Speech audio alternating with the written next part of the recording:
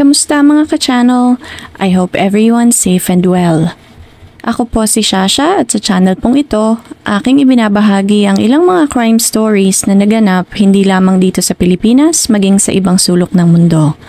Kaunting kahilingan lamang po, kung inyong magugustuhan ang inyong maririnig, huwag pong kalimutang i-click ang subscribe button, i-click nyo na rin po ang notification bell para updated kayo sa mga susunod pang videos.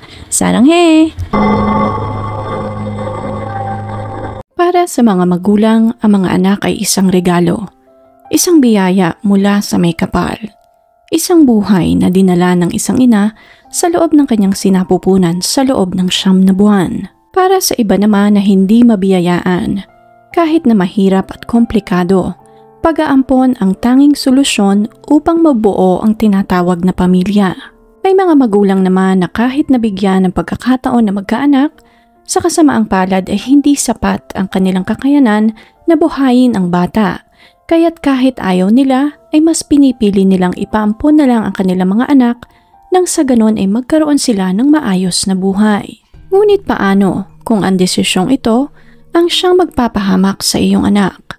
Na ang batang iyong isinilang ay minaltrato at inilibing malapit sa basurahan at mga kulungan ng hayop sa likod ng bahay. Nakabalot sa isang maruming kumot na parang isang hayop. Samahan niyo ako at ating balikan ang kasong ito na yumanig sa puso ng mga tao sa Indonesia. Ang kasong nagpaalala sa mga magulang sa bansa na yakapin ng mas mahigpit ang kanilang mga anak dahil hindi nila pinili na isilang sa mundong ito at deserve nila na magkaroon ng maayos na buhay. Ating balikan ang kaso ni Angeline Magawe na nagmula sa Indonesia. Noong May 16, 2015, bandang alas 5 ng hapon, kumalat ang isang post sa Facebook tungkol sa isang batang babae na nawawala. Ang batang ito ay si Angeline Magawe, noon ay 7 taong gulang pa lamang. Ang babaeng si Christina ang nag-share ng post na ito sa Facebook. Nang mga panahong iyon, naninirahan si Christina sa US at ang batang nawawala ay kapatid niya at ampon ng kanyang mga magulang. Tumulong din ang isa pa nilang kapatid na si Yvonne na nagpaprint naman ng mga poster na may larawan ni Angeline. Nang sa ganon ay mas mabilis na mahanap ang bata. Nag-viral ang post na ito, hindi lamang sa Bali, kundi sa buong Indonesia. Tumutok ang mga tao at nagpaabot ng dasal na sana'y ligtas na makauwi si Angeline. Ngunit kasabay ng panawagan ng tulong ay ang mga tanong ng mga tao kung ano ang nangyari bago pa malaman ng pamilya na nawawala ang batang si Angeline. Dito na dumagsa ang mga komento ng mga taong malalapit sa pamilya. Kung ano ang kanilang nakita, ano ang kanilang narinig, at kung paano tinrato ang paslit sa loob ng bahay na iyon. Ayon sa foster mother ng bata na si Margaret Christina Magawe, mahal na mahal ng kanyang pamilya si Angeline. Ngunit taliwas ito sa kanyang mga ikinilos nang magsimula ang investigasyon. Malalamig ang kanyang mga pahayag at tila hindi ito nag-aalala sa bata. Matapos ang halos 1 buwan mula nang huling makitang buhay ang bata, dito na napag-alaman ng mga pulis ang totoong nangyari kay Angeline. Noong June 10, 2015, natagpuan ng mga pulis ang katawan ng bata sa likod bahay mismo ng pamilya Magawe sa Jalan Setak Malam, Denpasar. Ang parehas na lugar kung saan dating naglalaro ang bata. Nakita ng mga pulis ang bangkay na nakabaon sa lupa sa ilalim ng mga basura at nabubulok na mag-isa. Halos madurog ang puso ng mga taong nakasubaybay sa kasong ito nang malaman nila na wala na si Angeline. Ngunit ang mga sumunod na pangyayari ang talaga namang yumanig sa buong bansa. Ipinanganak si Angeline noong May 19, 2007 sa isang maliit na klinika sa Canggu. Isang munting sanggol sa malawak at walang katiyakan na mundo. Ang kanyang biological mother ay si Hamida na nagmula sa Banyuwangi. Dahil sa hirap ng buhay, sa edad na 15 taon, napilitan itong pumunta ng Bali upang maghanap ng trabaho. Sa Bali rin niya nakilala si Ahmad Roshidi na isang construction worker. Nagpakasal sila at bumuo ng isang pamilya. Ngunit nang dumating ang kanilang ikatlong anak, ay nagtapos na ang ng pagsasama ng mag-asawa. Naghati ang dating mag-asawa sa pag-aalaga ng kanilang mga anak. Ang panganay na si Ina ay lumipat sa boder ni Ahmad at ang pangalawa naman na si Aisha ay tumira sa kanyang lola. Ngunit iba ang naging kapalaran ng bunsong si Angeline. Nasa sinapupunan pa lamang ni Hamida si Angeline ay ramdam na niya ang hirap sa buhay. Wala siyang sapat na kita upang makakain ng maayos. Hindi niya rin kayang bayaran ang bill sa ospital o lying-in kung sakaling manganganak na siya. Dahil sa desperasyon, nagpunta siya sa isang klinik upang humingi ng tulong. Nang mga puntong ito, desidido na si Hamida na ipaampon na lamang ang bata dahil wala siyang kakayahan na bigyan ito ng magandang kinabukasan. Lapag man sa kanyang kalooban, wala siyang magawa dahil sa hirap ng buhay. Dito niya nakilala si Marguerite Cristina Magawe. Nagalok ito ng tulong kapalit sa pag-aampon sa bata. Kasama ang asawa nitong si Douglas Scarborough. Binigyan nila si Hamida ng 800,000 rupya o kulang-kulang 5,000 piso at 1,000,000 pang rupya pagkatapos manganak. Matapos ang 3 araw, kinuha na ng mag-asawa ang sanggol at binigyan ito ng pangalan na Angeline. Sunod ito sa pangalan ng ina ni Marguerite na Angelina Sumilat. Walang legal na dokumento na pinirmahan ang mag-asawa ukol sa pag-aampon sa sanggol. Nagkaroon lamang ng kasulatan na notaryado noong May 24, 2007 na nagbibigay ng parental rights kay Marguerite. Ilan sa mga kondisyon na nakapaloob sa dokumentong iyon ay dapat na ituring ng mag-asawa ang sanggol bilang isang tunay na anak at magiging tagapagmana din ito sa mga ari-ariang maiiwan ng mag-asawa kung sakaling mawawala na sila. Katulad ng pribilehiyo na matatanggap ng 2 naunang anak ni Marguerite na sina Christine at Yvonne. Mayroon ding kondisyon doon na pinagbabawalan si Hamida na makita ang bata hanggang tumuntong ito ng 18 taong kulang. Noong una ay talaga namang niyakap ng pamilya si Angeline. Lumaki itong napakagandang bata. Malalaki ang mga mata, makulay na mga ngiti at napakalambing. Tinuruan din nila itong mag-Ingles. Lumaki itong katulad ng ibang mga bata, very curious, masigla at matalino. Nagliliwanag ang silid sa tuwing naroroon ang batang si Angeline. Sa buong pamilya, ang kanyang adoptive father na si Douglas ang pinakapaborito ng bata. Tinuring siya nitong prinsesa at higit pa sa isang tunay na anak. Lumaki si Angeline na punong-puno ng pagmamahal, ng yakap at halik mula sa kanyang ama. Ngunit lahat ito ay nagbago nang pumanaw si Douglas noong 2008. Masyadong dinamdam ni Marguerite ang pagpanaw ng kanyang esposo. Sa kasamaang palad, hindi na ito nakabawi sa kanyang pagluluksa at ang napagbuntungan ng kanyang galit ay ang batang si Angeline. Sa halip na humingi ng profesional na tulong, ibinunto niya lahat ng kanyang galit sa bata. At dito na nga nagsimula ang dilubyo sa buhay ni Angeline. Habang lumalaki, tinrato ni Marguerite si Angeline na parang isang katulong, utusan sa bahay na iyon. Kapag nagkakamali ay sampal at sabunot ang inaabot ng bata. Ito ang naglilinis ng bahay, naglalaba, nagpapakain ng mga hayop sa likod ng bahay tulad ng manok, aso at pusa. Sa edad na 8 taon, all around na si Angeline sa bahay na iyon. Sa katerba ang mga manok na alaga ng pamilya sa likod ng kanilang bahay. Kahit na napakaliit pa ni Angeline, kinakaya niya lahat ng trabaho kapalit ng pagkain at bubong sa kanyang ulo. Sa kabila ng pangmamaltratong ito ni Marguerite, pinayagan pa rin niya ang bata na makapag-aral. Ngunit kitang-kita ng kanyang mga guro na may maling nangyayari sa bahay ni na Angeline. Dati ay masayahin ang bata, ngunit unti-unti nilang nakita ang pag-decline ng ugali ni Angeline.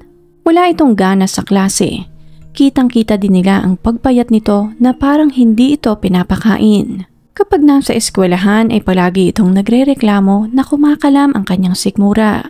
May isa pang pagkakataon na nagreklamo ang mga bata sa loob ng silid dahil sa mabahong amoy. Ininspeksyon ng mga guro ang buong silid at dito nila nakita na punong-puno ng dumi ng manok ang buhok ni Angeline. Awang-awa ang mga guro sa bata kaya't dinala nila ito sa banyo upang mapaliguan. Dito na napag-alaman ng paaralan kung ano ang totoong pinagdadaanan ni Angeline sa kanilang bahay. Bago pumasok sa eskwela, kailangan muna niyang maglinis ng bahay, magpakain ng hayop, maghanda ng tanghalian. Pagpatak ng 12:00, saka siya magbibihis papunta sa paaralan. Naglalakad ito ng halos 2 kilometro upang makarating sa kanyang school. Minsan, hindi na rin ito nakakakain bago pumunta ng school dahil mahuhuli na siya sa eskwela.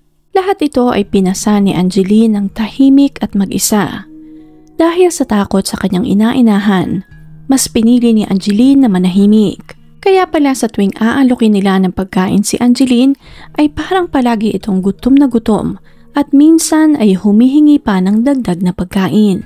Sinubukan nilang magsumbong sa kinauukulan, ngunit walang naging kooperasyon mula kay Marguerite. Ayon sa kanyang pahayag, ang mga ginagawa ni Angeline ay talagang mga tungkulin na iniatas nila sa bata sa kanilang bahay. Bahagi di umano iyon ng disiplina na itinuturo nila sa bata. Hindi di umano nila minamaltrato si Angeline.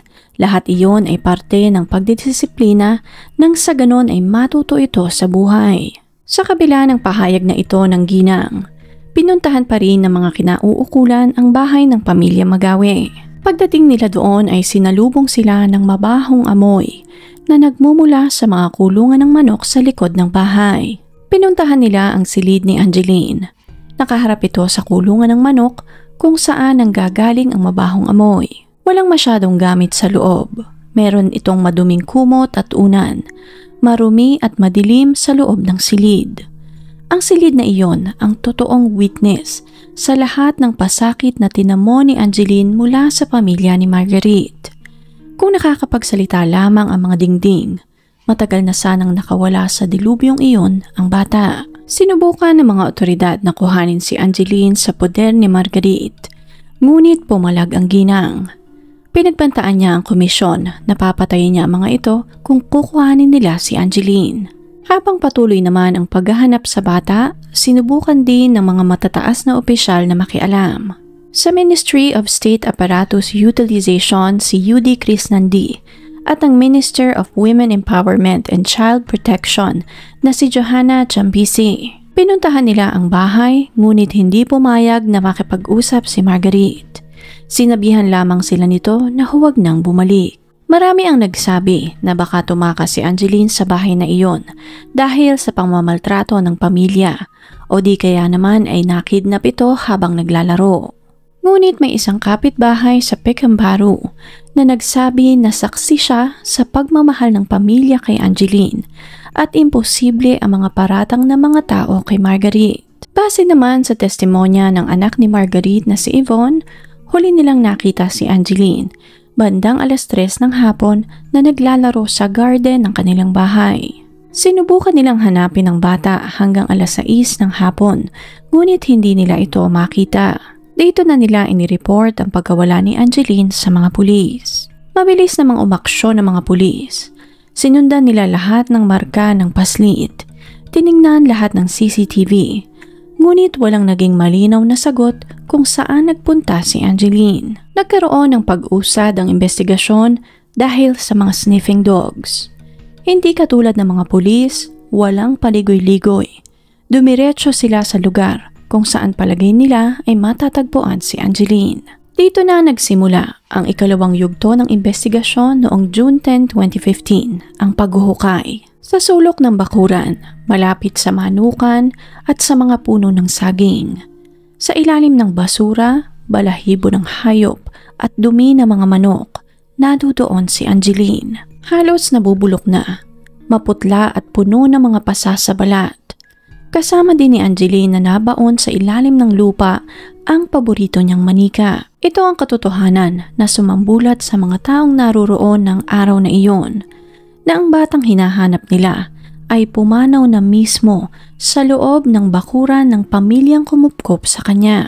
Naruroon din ang mga kapitbahay, mga taong nakasubaybay sa kaso at wala silang nagawa kundi maiyak sa malagim na sinapit ni Angeline. Ang batang iyon na natagpuan sa ilalim ng lupa, ang parehas na bata. Ang batang may malaking mata, palaging nakangiti, na bumabati sa kanila araw-araw sa tuwing madadaan sila sa gate ng kanilang bahay. Dinala ang labi ni Angeline sa Sangla Hospital para sa autopsy. Lumabas na pumanaw ito mga 3 linggo na bago ito natagpuan. Matibay ang naging senyales ng karahasan. Mga sugat sa muka, leeg, bisig, binti, paso ng sigarilyo sa likod.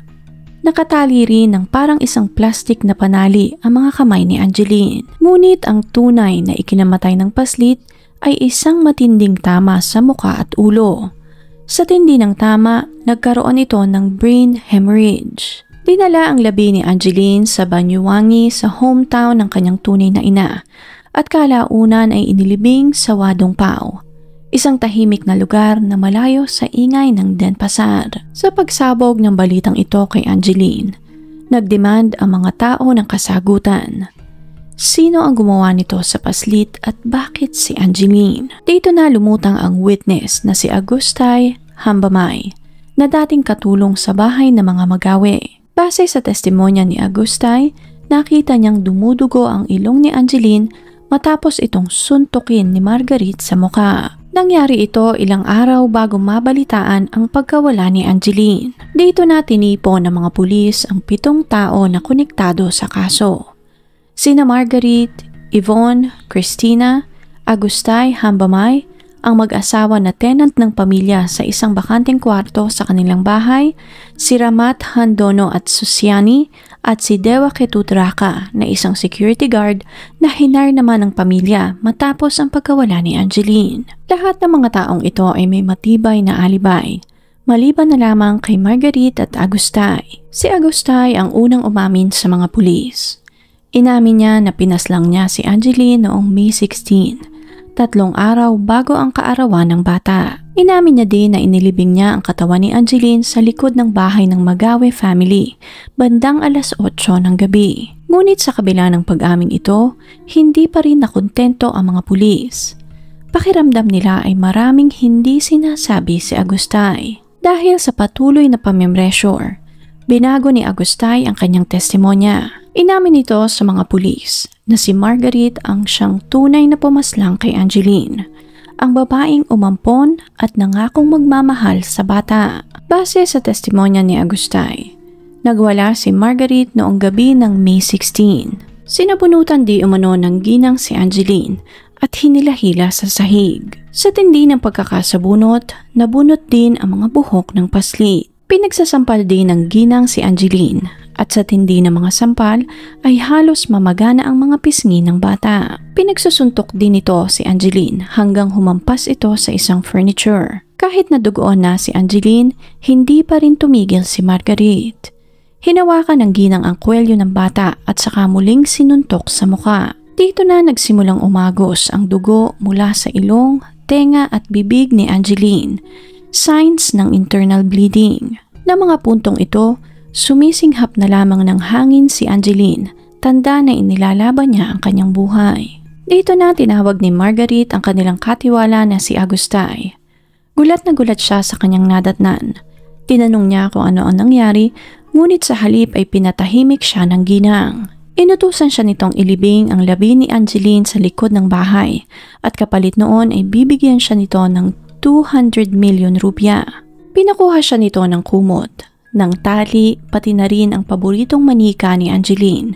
Inutusan din di umano siya ng ginang na halayin nito ang bata. Ngunit ng puntong iyon, hindi na niya maigalaw ang kanyang katawan. Paano niya magagawang lapatan ng kamay ang isang batang nag-aagaw buhay na? Hindi niya lubos maisip kung paano pa iyon naisip ng kanyang amo. Maaaring hindi niya tunay na anak si Angeline, ngunit siya mismo ang nagpalaki sa batang iyon. Mariing tumanggi si Agustay kaya't hindi na rin siya napilit ng ginang. Sa halip, nagsindi ito ng sigarilyo at saka idiniin ang baga sa balat ng batang nag-aagaw buhay. Matapos iyon, inutusan siya ng kanyang amo na maghukay sa likod ng bahay katabi ng kulungan ng mga manok. Nang matapos ang paghuhukay ay doon na nga niya inilibing si Angeline. Tinakpan nila ng mga kawayan at mga pakain sa manok ang hukay kung saan nila inilibing ang paslit. Nang matapos ang lahat, dito na nagsimula ang pag-arte ni Marguerite bilang isang nag-aalalang ina sa nawawalang anak na si Angeline. Nang sumapit ang June 28, formal nang napangalanan ang ginang bilang sospek sa pagpaslang sa batang si Angeline base sa 3 matitinding ebidensya. Ang testimonya ni Agustay, ang autopsy report mula sa Sanla Hospital at ang forensic finding mula naman sa pinangyarihan ng krimen. Si Agus naman ay nakasuhan din bilang kasabwat upang maitago ang labi ng bata. Nagkaroon din ng reenactment kung paano isinagawa ng dalawa ang krimen. Naroroon ang mga kapitbahay, mga kakilala ng pamilya, mga taong nagmamalasakit kay Angeline. Durog na durog ang puso nila para sa bata dahil ramdam na ramdam nila ang takot nito habang nangyayari ang lahat ng iyon sa kanya. Makalipas naman ng ilang araw, nag-file ng appeal si Marguerite na agad din namang ni-reject ng korte. Opisyal na nagsimula ang trial noong October 22, 2015. Naroroon si Yvonne at Christina, ang mga totoong anak ng ginang. Sa buong durasyon ng trial, iginiit ng ginang na siya ay inosente at walang kinalaman sa pagkamatay ni Angeline, na hindi niya magagawang saktan ang kanilang anghel. Ipinagpatuloy ng kampo ng ginang ang paninisi kay Agustay at iginiit na pinagtatakpan lamang nito ang sexual na pang-aabuso nito sa bata. Nang lumabas ang forensic report, kumpirmado na walang similyang nakita sa katawan ni Angeline. Hindi naman ito binaliwala ng kampo ni Agustay. Iginiit ng abogado niya na ginawa iyon ni Marguerite upang magkaroon ng full control sa mga naiwang ari-arian ng kanyang asawang si Douglas. Base sa adoption agreement, nakalista si Angeline bilang tagapagmana ni Douglas at kung mawawala ito ay mariri-distribute ang kanyang mamanahin. February 2, 2016, kinumpirma ng korte na pera at mana ang naging motibo ni Marguerite sa pamamaslang. Maaaring noong una ay minahal at inaruga niya ang bata. Ngunit nang mamatay si Douglas, lumala ng lumala ang anxiety ng ginang. Dahil sa paranoia at stress, hindi na ito nakapag-isipan ng matino na nagresulta sa pagkakapaslang sa batang si Angeline. Matapos ang lahat, si Agus ay nasintensyahan ng 12 taong pagkakakulong dahil sa pakikipagsabwatan kay Marguerite at ang pagkabigo nito na protektahan ang bata. Nag-file sila ng appeal na dininig naman ng korte at hindi nagtagal, bumaba ang hatol ni Agus ng 10 taon. 2 araw naman matapos ito, si Marguerite ay naparusahan ng habang buhay na pagkakakulong. Para sa kampo ni Marguerite, walang kwenta ang hatol na ito dahil inosente ang kanilang kliyente. Ngunit para sa mga taong nakasubaybay sa kaso, hindi man maibabalik ang buhay ni Angeline, masaya sila dahil nabigyan ng hustisya ang kanyang pagkamatay. At noon ngang February 2017, tuluyan nang naisara ang kaso. Lumipas naman ang ilang taon, napabalita na pumanaw na si Marguerite noong December 6, 2024. Nagkaroon ito ng chronic kidney failure at kinailangang magdialysis 2 beses sa 1 linggo. Matapos ang matagal na pakikipaglaban sa kanyang sakit, pumanaw na nga si Marguerite sa Kibrokan Class 2A Women's Detention Center. At dito na nga tuluyang natuldukan ang lahat. Niyanig ng kasong ito ang buong Indonesia. Sumambulat sa mga tao ang pagkukulang sa sistema na ang layunin ay maprotektahan ang mga naaapi. Pinaalala ng kasong ito sa lahat na ang pang-aapi minsan ay hindi lamang nagmumula sa mga taong hindi natin kilala.